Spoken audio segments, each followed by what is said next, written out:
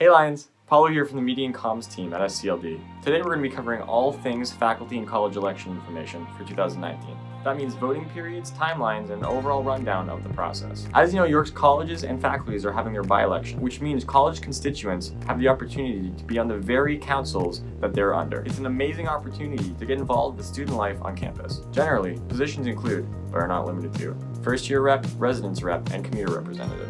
Keep in mind, these are the positions you are voting for.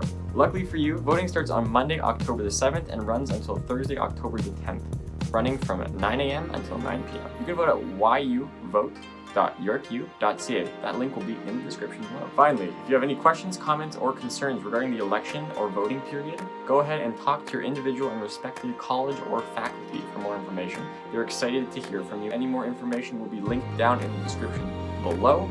Have an amazing, spooky October Monday. Yeah, see you in the next video.